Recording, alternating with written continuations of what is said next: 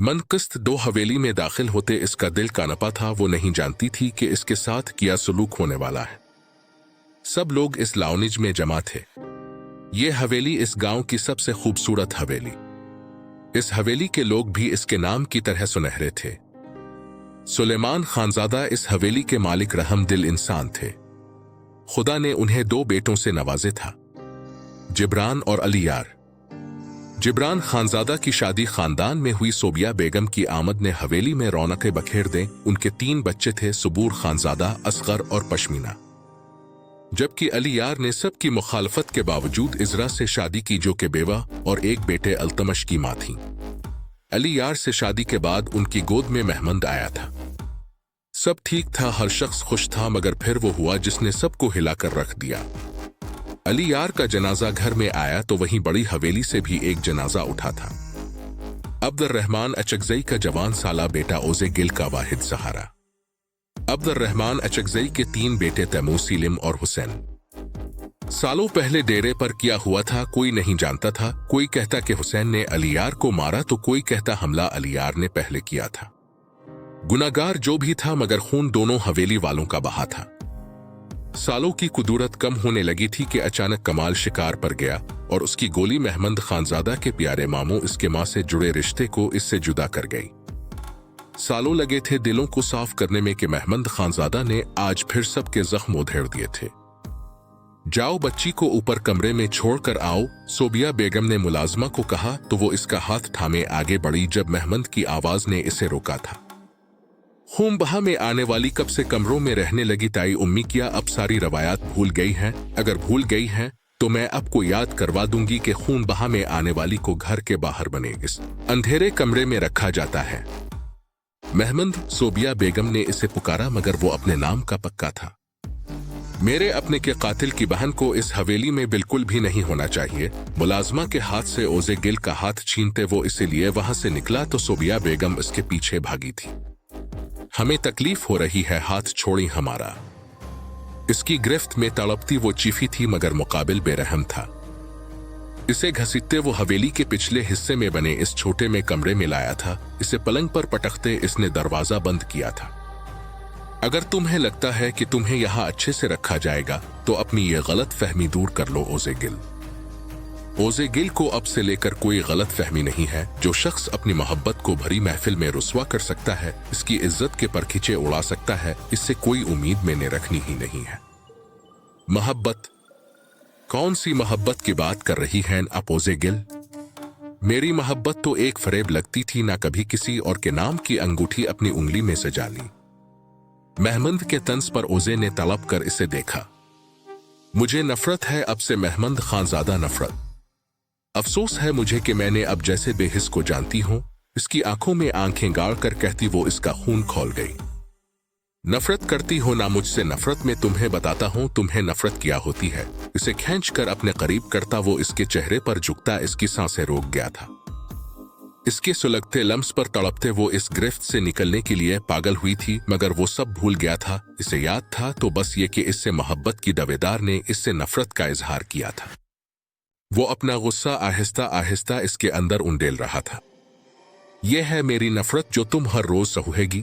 इसके लबों पर अंगूठा फेरते वो अपने लफ्जों पर जोर देते बोला, फिर भी मैं बस नफरत ही करूंगी तुमसे, आई समझ।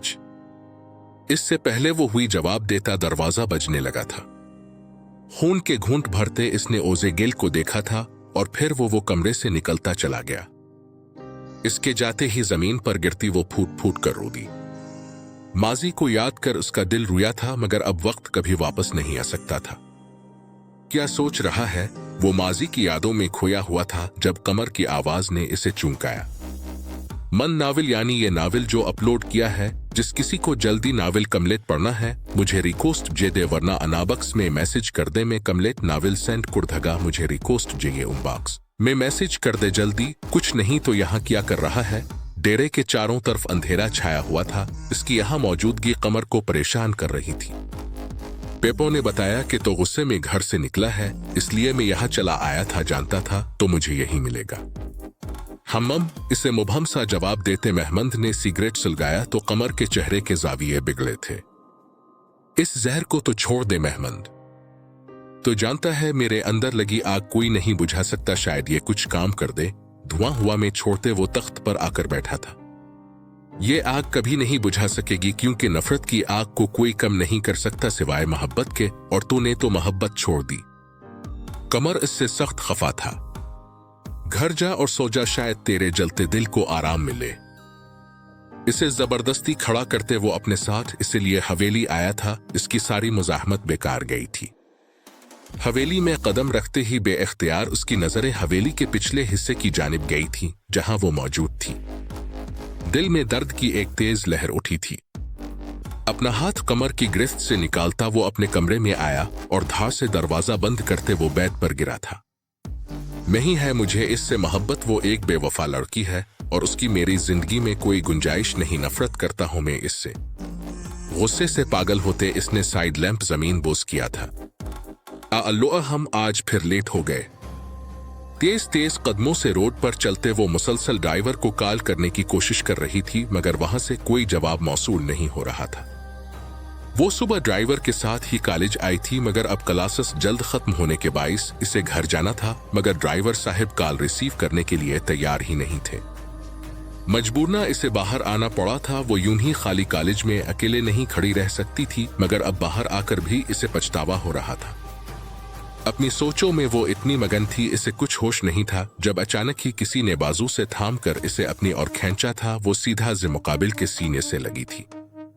भारी वजूद से इसका सर टकराया तो ऐसा लगा सारी दुनिया इसके गिर्द घूम गई हो। ध्यान से ए मर्दाना आवाज पर मेहरगिल ने झटके से सर उठाकर इस अजनबी को देखा था। वो मवरूस सा शख्स इसे अपने हिसार में लिए खड़ा था। एक झटके से वो इसकी गिरफ्त से निकली थी। दिल था कि बेकाबू हुआ जा रहा था। वो कभी गैर मर्दों से बात तक नहीं करती थी, कुजा कि उनके इतने करीब जाना। ध्यान से चलना चाहिए, रोड पर अभी वो गाड़ी आपको उड़ा कर ले जा सकती थी।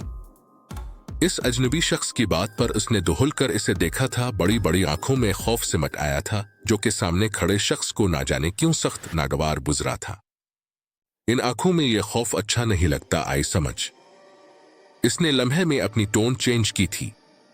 मेहरगिल ने घबरा कर इस सरभरे शख्स को देखा था। बना वक्त जाय किए वो फौरन से पहले इसके बराबर से निकली थी, जब इसका नाजुक हाथ इस शख्स की सख्त गिरफ्त में आया। छूने का फिलहाल हक तो नहीं रखता हूं, मगर अभी यही रहूं, ड्राइवर आने वाला होगा, कहां कहां ढूंढेगा, और यहां बाहर खड़े होने की जरूरत नहीं, इस शेल्टर के नीचे बैठो। बारोब लहजे में हिदायत देता वो इसलिए शेल्टर तक आया था। अब यहाँ क्यों खड़े हैं, प्लीज जाए यहाँ, ये खौफजदा है कर उसने इस शख्स से कहा को इसके सर पर ही सवार हो गया था। अल्ततमश खानजादा ने एक नजर इसे देखा और फिर खुद थोड़े फासले पर जाकर खड़ा हो गया। मेहरगिल को खौफ के साथ अब इससे कोफ्त होने लगी थी, मगर इसने मदद की थी तो इसे सुना तो हरगज नहीं सकती थी। उसकी शख्सियत किसी शहजादे जैसी थी और मेहरगिल को यह शहजादा फिलहाल किसी देव जैसा लग रहा था जो इसे काबिज करना चाहता हो। थोड़ी देर भी नहीं गुजरी थी जब गाड़ी मेहरगिल के सामने आकर रुकी। ड्राइवर को देख इसकी जान में जान आई थी। फौरन से पहले वो गाड़ी में बैठी थी। इसने नजर उठाकर सामने देखा तो अल्ततमश को खुद को देखता पाकर उसका दिल बेइख्तियार धड़का था, और ऐसा धड़का था कि फिर रुकना भूल गया था। गाड़ी अपने सफर पर रवाना हुई, तब भी इसकी नजरें इस पर से नहीं हटी थीं। इसने गर्दन मोड़कर इस शख्स को देखा जो एक लम्हे में इस पर अपना सिहर फूंक चुका था और इस नर्म दिल की मालिक मेहरगिल पर अपनी मलकियत बैठा गया था। ये जाने बगैर के आने वाला वक्त क्या कुछ उन दोनों के लिए लाने वाला था। पेंट की जेबों में हाथ डाले इसने दूर जाती गाड़ी को देखा। इसके विजह चेहरे पर मुस्कुराहट आई थी।